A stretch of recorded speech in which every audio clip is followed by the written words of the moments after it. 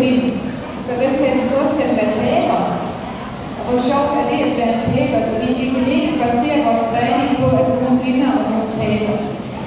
Så den her udtryk, den prøver jeg altså at lige så stille et slet ud af folks ord på. Fordi det er godt, når hesten vinder.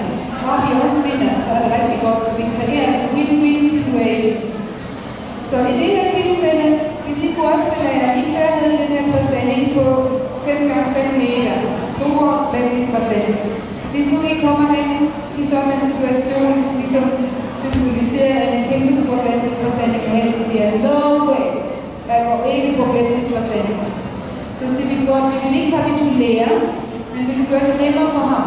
Og det er derfor, vi har valgt at folde det her plastik sammen, så at det bliver til en lang og smal stribe, i stedet for til en kæmpe store område. Og mens vi går herover nu, så vil jeg vise jer, hvordan jeg står ved hesten, når man går i træning. Og det er i den her position, hvor jeg kan indramme ham med min stik her på bagparken og min signal i tøjet. Og stadigvæk, når han går ud af hans anspændthed og sænker hælsen, så har jeg altid den fantastiske mulighed, at jeg kan sige, ja tak, lidt mere af det her. Så med hjælp af en klikker, som kan markere præcis det, I gerne vil se, så er I sådan lidt på shopping hele tiden. Når I ser noget, I gerne vil have, ja, så siger I bare, ja tak, mere af det her. Og det kan være i mange situationer, hvor hesten lige pludselig tilbyder noget, som I egentlig ikke har bedt om, men I gerne vil have mere af. Og det er en god ting at forstærke med det, fordi det fremmer hestens initiativ til at prøve noget, frem for bare at stå der slukket, og først gøre noget, når man virkelig begynder med at skubbe til.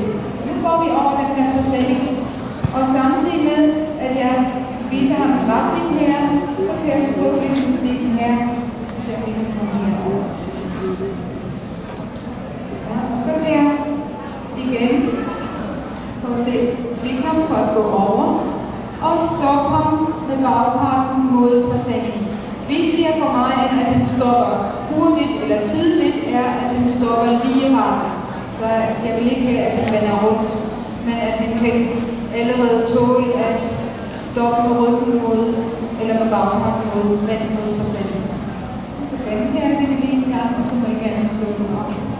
Så igen, vil jeg ham her om at gå, ramme ham på den stikken. Kan stoppe ham tidligere end sidste gang. Klik ham for det.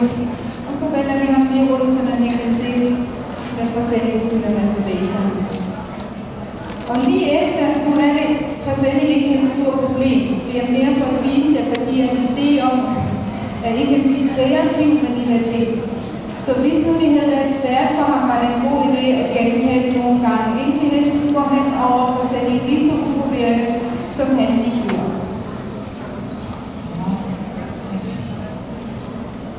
Og fordi lige før, der kunne jeg se, at det at stoppe ham direkte efter præsendingen var svært for ham. Så jeg vælger ikke at stoppe ham så tidligt. Jeg giver ham et par meter mere for at sætte det op til succes. Jeg kan altid sætte afstanden ned igen. Men jeg vil gerne have, at han får så mange succesoplevelser som muligt. For jeg vil gerne have, at han bliver modigere og modigere, at han får mere og mere til